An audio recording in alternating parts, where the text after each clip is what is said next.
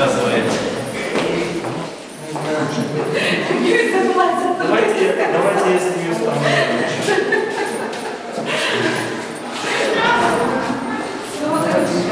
Давайте, наверное, все. Да, давайте все.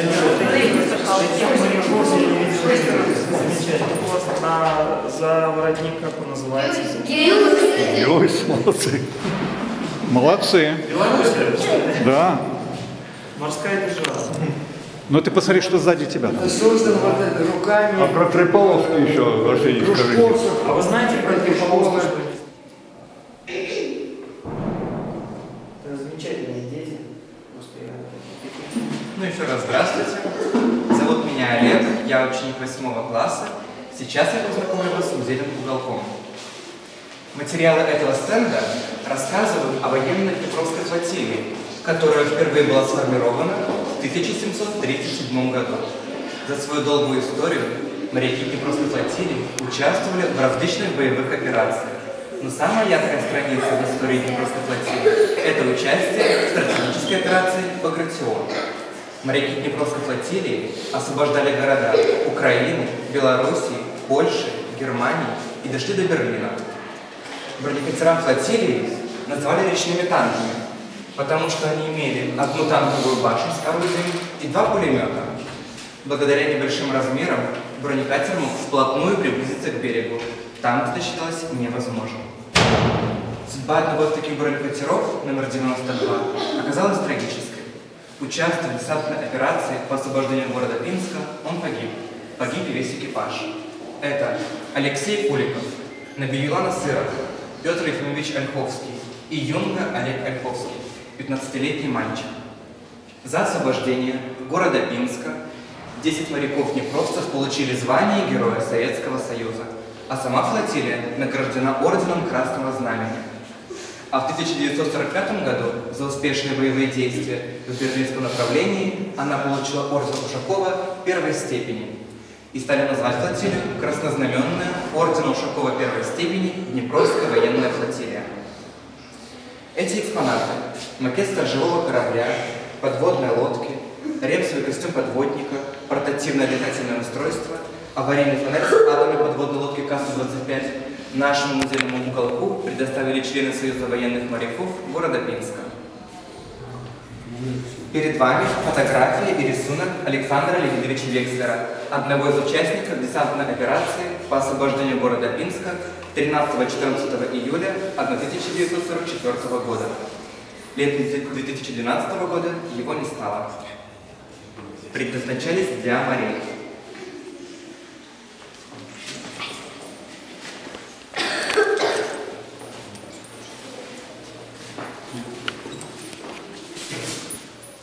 Каждый моряк должен владеть техникой вязки морских узлов.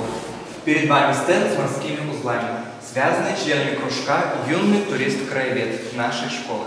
Посвящены экипажу бронекатера номер 154 Днепровской военной флотилии, который погиб недалеко от нашей деревни Почапово, участвуя в десантной операции по освобождению города Пинска 12 июля 1944 года.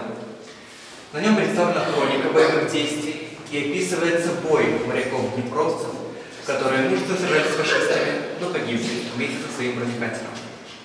Из деревни Почапово, расположенной на возвышенности, пригород Пинска просматривается как на ладони.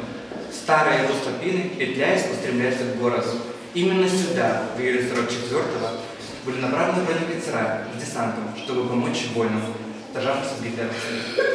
Перед экипажем бронекатера номер 154 была поставлена задача доставить и высадить десант в количестве 45 человек из 397-й стрелковой дивизии во фланг врага в районе деревни Почапово.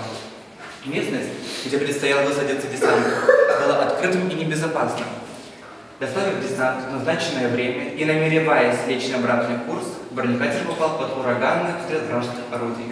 Вступив в неравный бой, моряки мужественно сражались до последнего, но, получив серьезные повреждения, на бронекатере возник пожар, и он затонул. Так выглядел бронекатер после боя. Глядя на фотографию растерзанного вражеской артиллерии бронекатера, понимаешь, как мало шансов было у моряков уцелеть. Берег пуст, ни деревца, ни кустиком. Погиб и весь экипаж. Среди них был капитан Ваня, политработник, старшина второй статьи Юнусов, командир орудия. Член Союза военных моряков Василий Петрович Якимович посвятил им стихотворение «Райковым проносателю номер 154».